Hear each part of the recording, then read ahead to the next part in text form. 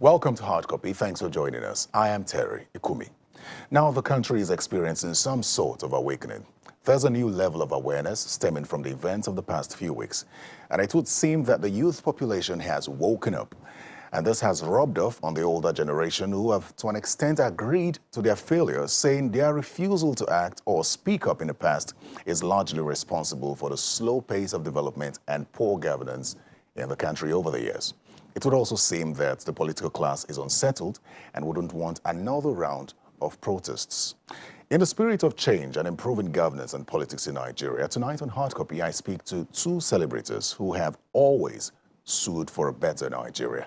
Actress Kate Henshaw and rapper Jude Abaga, also known as M.I. Welcome to Hard Copy. Thank you, Terry. Thank you. It's nice that I'm speaking with entertainers, but we're not talking entertainment, we're talking serious business. And both of you have been very vocal about issues in Nigeria. I'd like to know, first of all, how was it for you leaving your space as a celebrity, because this is unheard of, to join the NSAS protest? And you were virtually leading from the front. Even M.I. was ill at some point.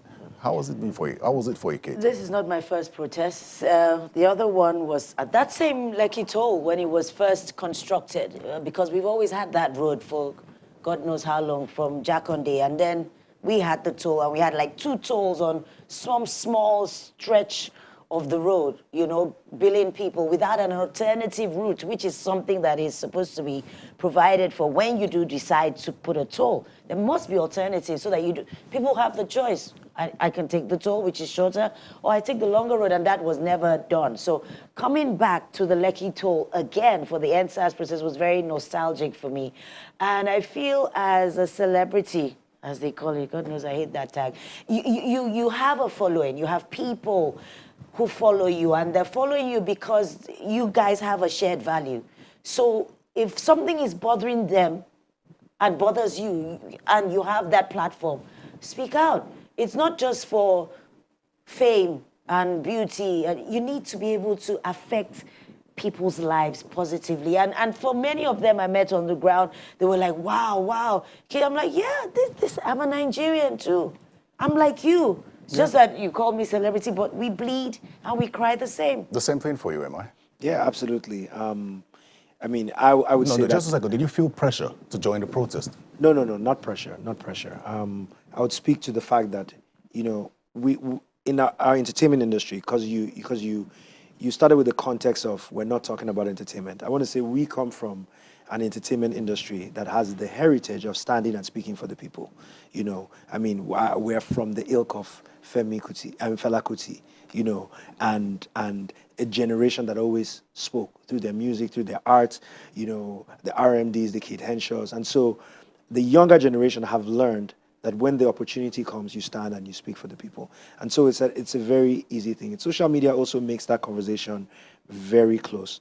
Whereas before you'd have had to maybe wait for one news cycle to know what's happening before you go out to the streets. In real time, it was my birthday on October 4th. And I remember I was sick. But I remember when I got up that day, people would say, happy birthday, but NSAS. And so then I saw you. Yeah, we saw that day. Then I now followed back to find out what happened and caught up on the story because I was trying to rest. And I was like, wow.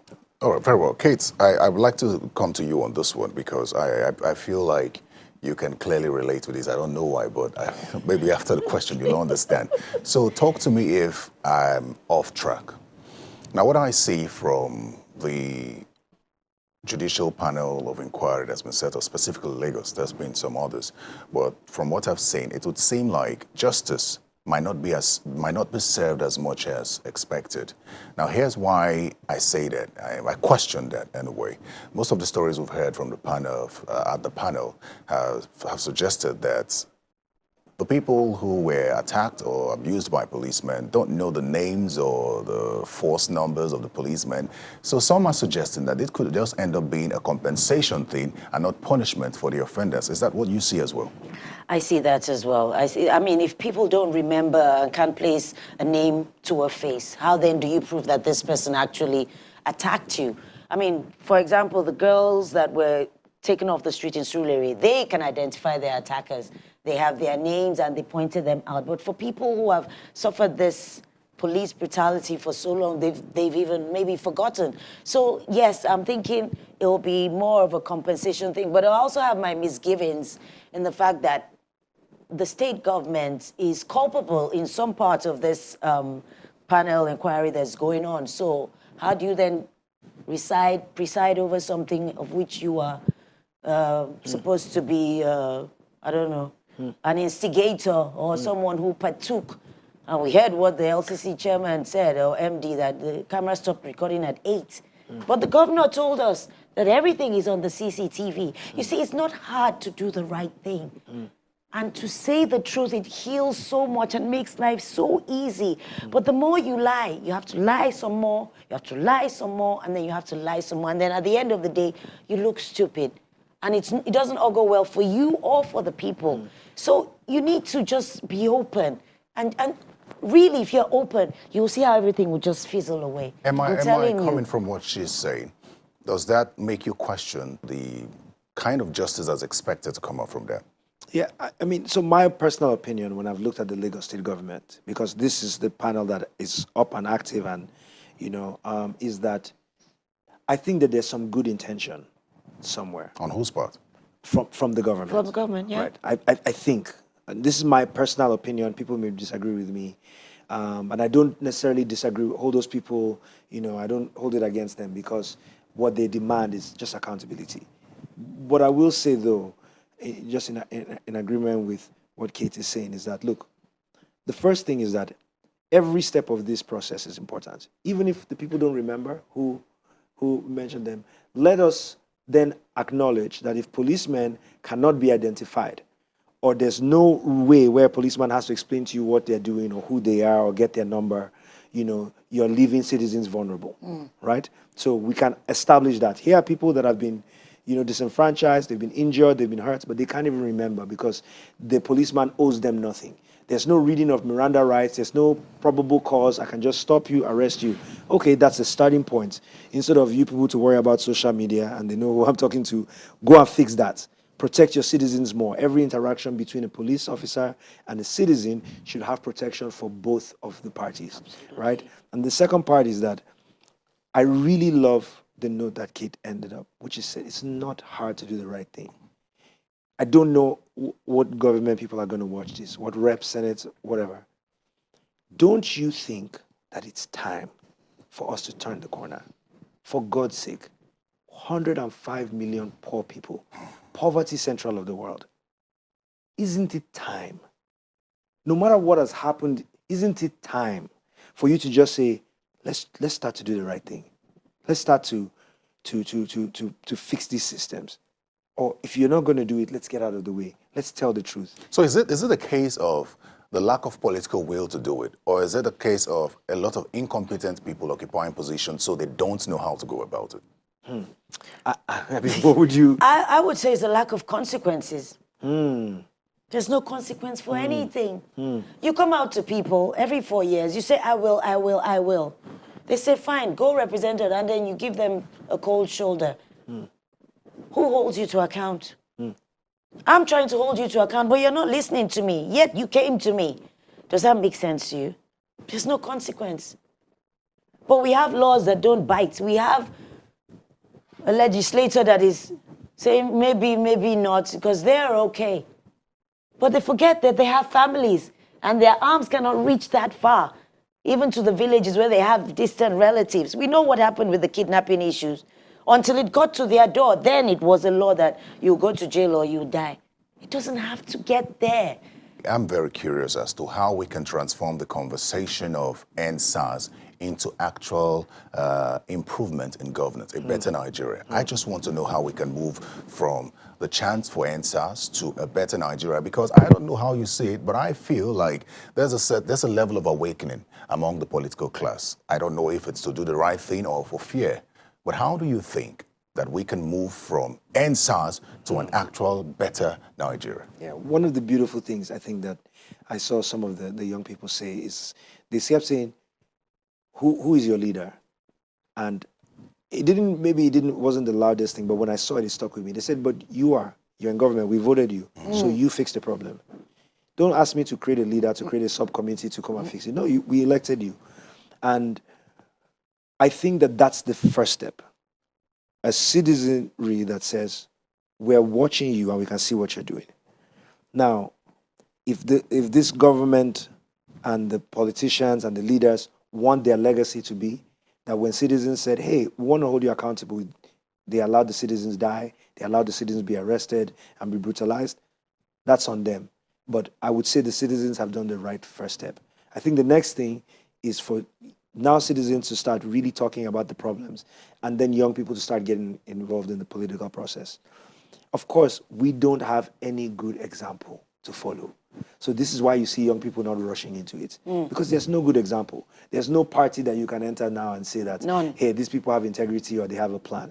So that step may take a little longer, even though the seeds are germinating right now. But I think the first step, I just have nothing but praise for the generation now. They've done the right thing. They are holding people accountable. They are still speaking. They are ridiculing the things that need to be ridiculed. That's right. They're debunking the fake news that's out there. They're asking questions. They're speaking truth to power. They're not afraid. Do you think the political class has learned anything? Because sometimes I look back at the events of the past week and I say, yes, they've learned something. But then the government does something or the political class does something, and it makes me question if they've learned any lessons from the NSAS protest. What do you see? I would say honestly, hand to heart, I don't think they've learned anything because just watching the Lagos State House of Assembly, their plenary gives you all the answers. Maybe one or two stood out. But that the Speaker of the House himself, there are things people say that you need to pay attention to. He stood up for the 1 minute silence. He said, let's have 1 minute silence for those who died and not the miscreants that were killed at Lekki. You don't say that. These are people's children. You don't say that. You're a leader. People have expectations of you. And all they complained about was this and that. Nothing about the lives. Nothing about children who all they did was, can you just listen to us and stop killing us? We're not even asking you, give us light, give us water, give us good roads. Stop killing us so we can walk. Stop killing us so we're free to move about. That was all. At the end of the day, the 5 for 5 even was a beneficiary thing for the police, who are the ones who brutalizes people. I don't know how they cannot see it. As you said, absolutely ridiculous. It was an embarrassment. I know that some of those people that were in the plenary session got really embarrassed and there were some apologies here and there. But it was an embarrassment to see the callousness. Yeah. And I think that includes your colleague? Yeah, Desmond. No, I took him to task. I called him. You see, he's my colleague, so I owe him that respect. Like, I reached out to him, like, Desmond, I'm seeing some videos. Before I go out and cast you, what's the meaning of this? Why did you say this? And then he said, oh, Kate, I messed up. I'm like, yeah, you messed up. What was that all about? What do you mean social media? There'll be no Nigeria in 5 years. There will be Nigeria. Excuse me. A number of celebrities were talking. Emma, you didn't say anything about that to him. Yeah, I didn't. Sometimes the point is made, right? Yeah. And I think that a lot of colleagues, will be quiet. It doesn't mean I was very vocal, and I will give Kate her flowers here.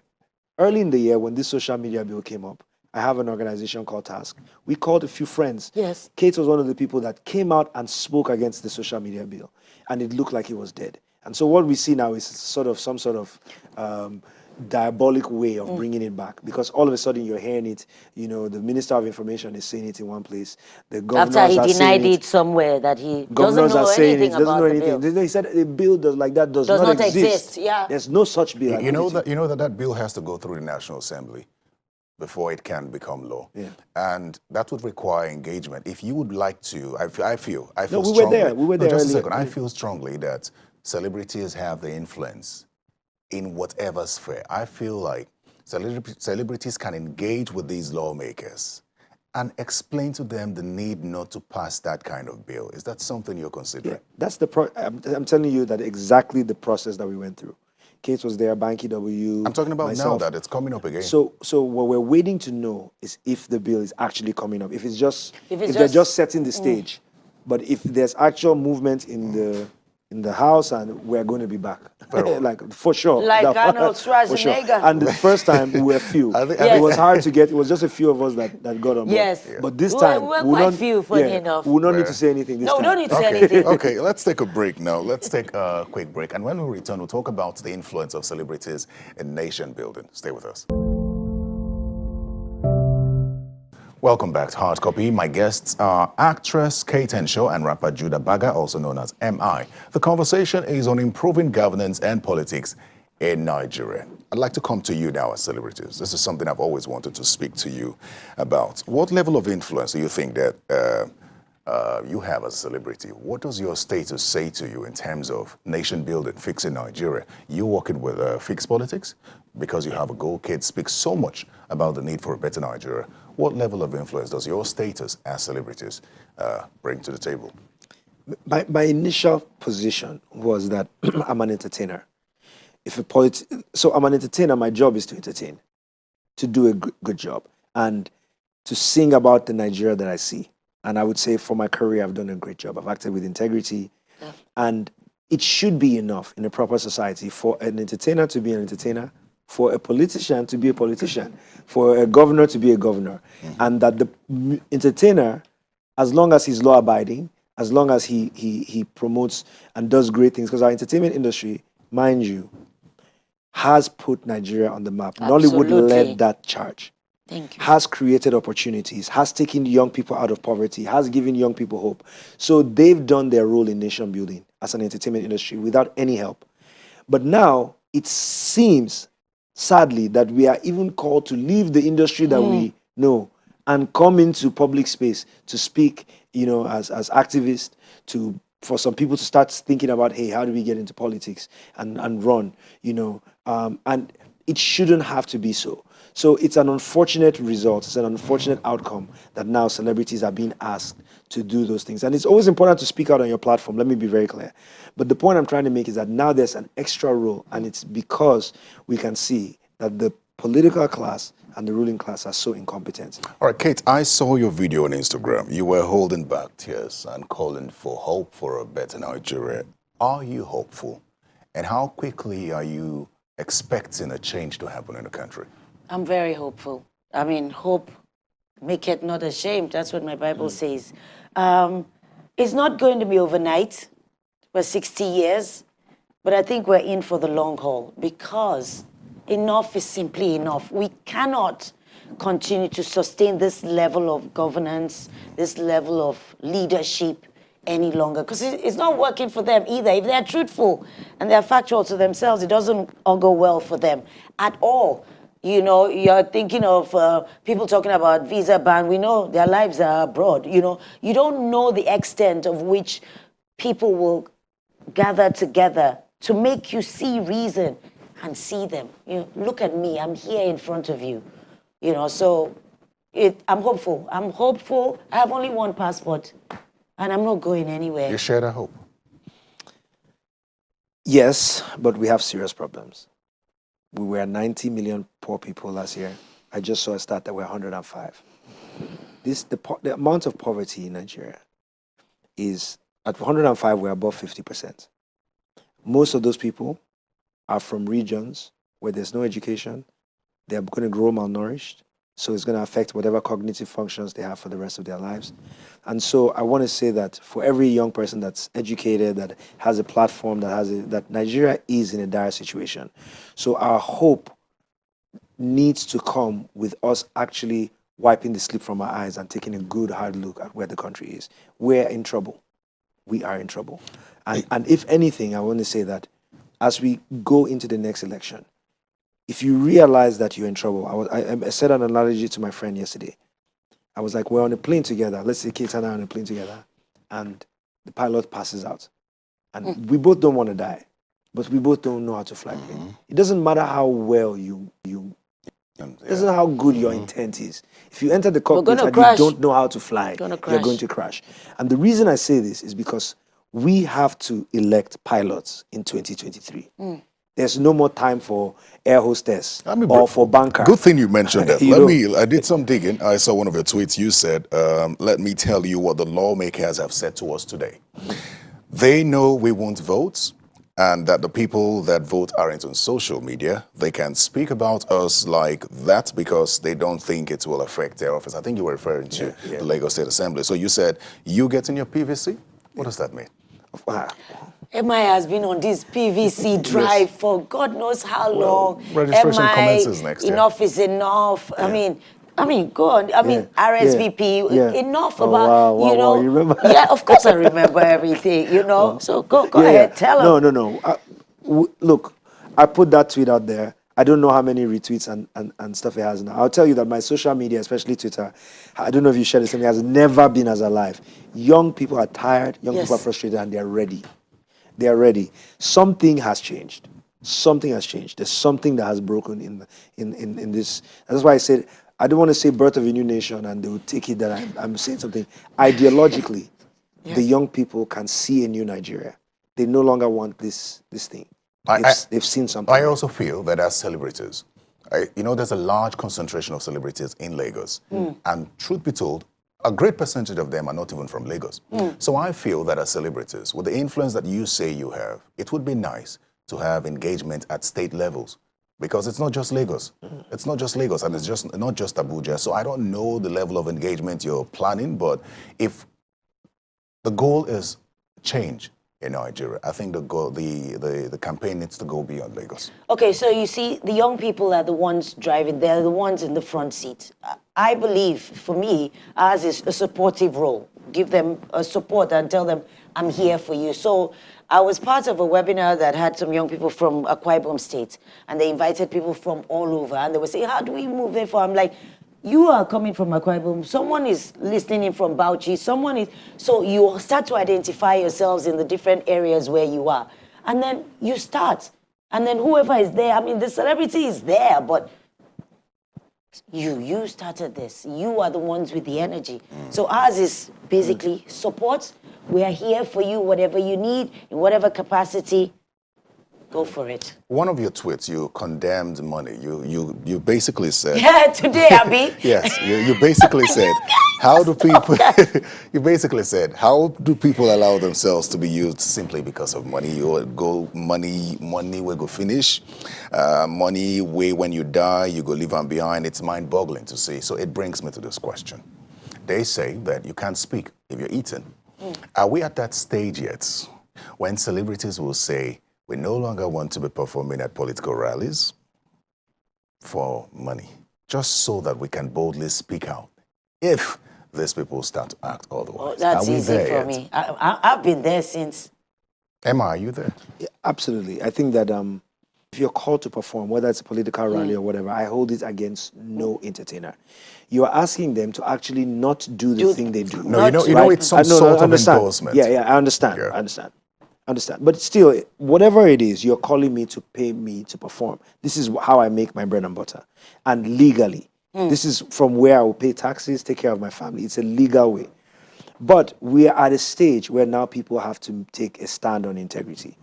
And so I think that what you're going to see is a complete disavowalment from... And we keep having the concept. It's like a sacrifice. I know it's your bread and butter, but it could be a sacrifice just for tomorrow. Yes. You're going to see a complete disavowalment. Now, even when you talk about celebrities, I want you to understand that we are sitting here not as celebrities, but as youth. Yes. As Nigerian citizens. Yes. Right? Going there, I can speak for myself and tell you absolutely. Absolutely. Absolutely what? Absolutely, we are off the political, those parties. So you will not be performing at political rallies anymore? Those parties. Okay. You know, last election is so funny. Last election, I was praying that there was an office I was praying that they would call me. I just wanted you to... No, but he has answered you. Terry, he did. He said, I am off. He did. No, I just wanted... This Terry. You want me to announce it? I will not. Maybe there's an event that he knows about. And that they see your name on the list. Let me ask, Emma is not coming. I think we've had a great conversation, and for me, I'm grateful. I love Emma. He's a great guy. Yeah, he is. You both are great people. I'm grateful that we could have this conversation on this level because celebrities are seen as very influential people. To an extent, they drove this NSAS protest. Trust me. There were people who were coming out to protest because you'd be there. You'd be there. Thank you so much for finding time to come speak with us. And we you, all Terry. believe that there will be a change in Nigeria. How When the soon we don't glory know. comes, it will will be come. all of us. Kate Henshaw, thank you. Emma Abaga, thank you so much for Thank you. coming. Thank you so Well, that's Hard Copy. Thanks for watching. Catch this and past episodes as well as our podcasts on channelstv.com. I'm Terry Ikumi. Goodbye.